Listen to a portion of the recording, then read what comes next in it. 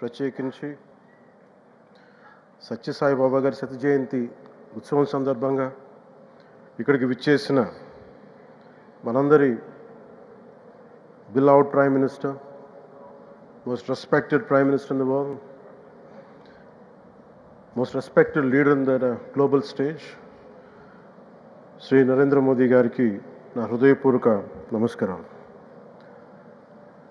అలాగే తన అపారమైన అనుభవంతో రాష్ట్రాన్ని సమర్థవంతంగా నడిపిస్తున్న నాయకులు గౌరవ ముఖ్యమంత్రి శ్రీ చంద్రబాబు నాయుడు గారికి, భారతరత్న శ్రీ సచిన్ టెండూల్కర్ గారికి, శ్రీమతి ఐశ్వర్య రాయ్ బచ్చన్ గారికి, సోదరులు నారా లోకేష్ గారికి, వేదికపైన ఆసీనులైన ప్రతి ఒక్కరికి, మంత్రివర్గానికి, బాబా గారు మహాసమాధి అయిన తర్వాత దాన్ని సమర్థవంతంగా నడిపిస్తున్న శ్రీ రత్నాకర్ గారికి, ప్రతి ఒక్కరికి పేరు పేరున నా హృదయపూర్వక నమస్కారం.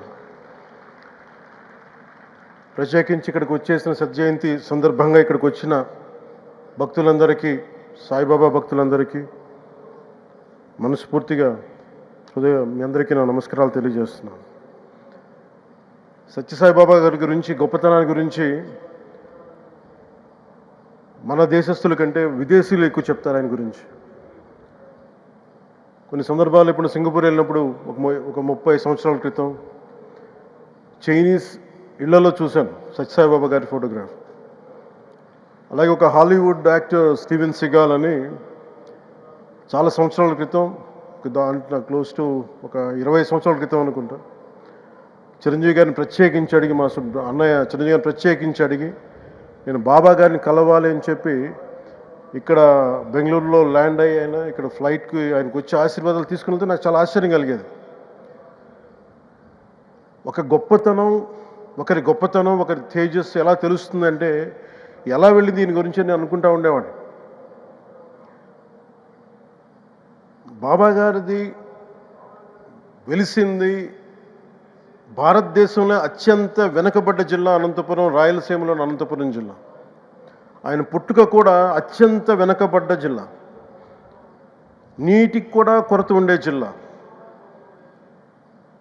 వలసలు వెళ్ళిపోయే జిల్లా. అలాంటి జిల్లాని ఎంచుకున్నారు ఆయన జన్మకు కూడా. అందుకని అలాంటి జన్మ తీసుకున్నాడంటే మహానుభావులే తీసుకోగలరు. ఒక 40 సంవత్సరాల క్రితం ఎవరైనా ఊహించుకోగలమా? దేశ విదేశాల నుంచి చాలామంది భక్తులు, విదేశీయులు అందరూ వచ్చి దీని అభివృద్ధికి పాటుపడతారని. సో ఒక ఆధ్యాత్మిక తేజస్సు, విశ్వ ప్రేమ ఉన్న వ్యక్తుల వల్లే ఇది సాధ్యం. అలాంటి వ్యక్తుల కోసం ప్రత్యేకించి గౌరవ ప్రధానమంత్రి నరేంద్ర మోదీ గారికి ఇష్టమైనది ప్రజలందరికీ కనీసం ఒక 50 లీటర్ల నీళ్ళు ఇవ్వాలి, అది రక్షిత మంచినీరు ఇవ్వాలి. అలాంటి పథకం, ఒక 50 లీటర్ల నీళ్ళు కనీసం ఇవ్వాలి అనేది ఒక వ్యక్తికి ఆ సంకల్పం నరేంద్ర మోదీ గారు దీన్ని ముందుకు తీసుకొచ్చారు. ఒక ప్రభుత్వ పరంగా దీన్ని ప్రధానమంత్రి గారు తీసుకొస్తే, ఒక ఆధ్యాత్మిక గురువుగా ఏ ప్రభుత్వం ఆలోచించినప్పుడు, ప్రభుత్వాలే దీని గురించి సగటు వ్యక్తికి నీరు ఎలా అందించాలనుకున్నప్పుడు దాన్ని ఆలోచించింది సత్యసాయిబాబా గారు ఆలోచించారు. అప్పుడు ముఖ్యమంత్రిగా చంద్రబాబు గారు ఉన్నప్పుడు వారికి ఒకటే చెప్పారండి, నేను ప్రజలకి దాహం తీర్చాలనుకుంటున్నాను.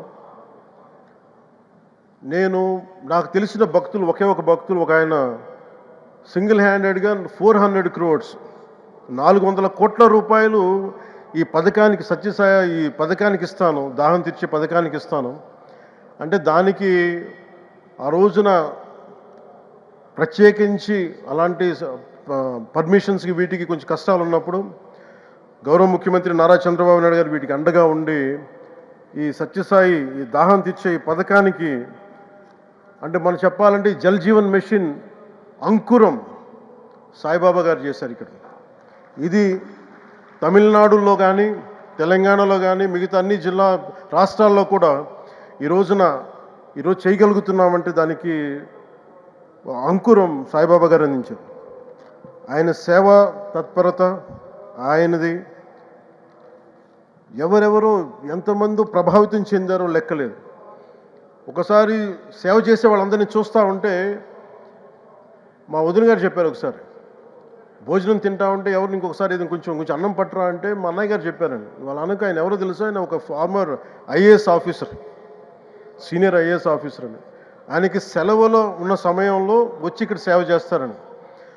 ప్రత్యేకించి ఒక వ్యక్తి, ఒక మహానుభావుడు ఎంతమందిని ప్రభావితం చేయగలిగారంటే, ఐఏఎస్లు కావచ్చు, మన ఈ రోజున సచిన్ టెండూల్కర్ గారు కావచ్చు, వేదిక పైన మహానుభావులు ఎందరో కావచ్చు, వీళ్ళందరినీ ప్రభావితం చేసే ఒక అరుదైన ఆధ్యాత్మిక శక్తి మన భారతదేశంలో, మన అనంతపురంలో, మన ఆంధ్ర రాష్ట్రంలో ప్రపంచానికి వెలుగులిచ్చే ఒక మహా వ్యక్తి పుట్టడం, ఆయన శత జయంతి సందర్భంగా ఇక్కడ మనందరం ఏకం కావడం చాలా ప్రత్యేకమైన ఆనందాన్ని కలిగించింది.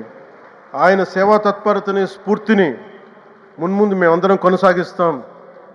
గౌరవ ప్రధానమంత్రి ఆర్ బిలౌడ్ ప్రైమ్ మినిస్టర్ ఆధ్వర్యంలో మేమందరం కొనసాగిస్తామని తెలియజేసుకుని, ఇదే సేవా తత్పరతని ముందు ముందుకు అందరం కొనసాగించాలని తెలియజేసుకుని సెలవు తీసుకున్నాను.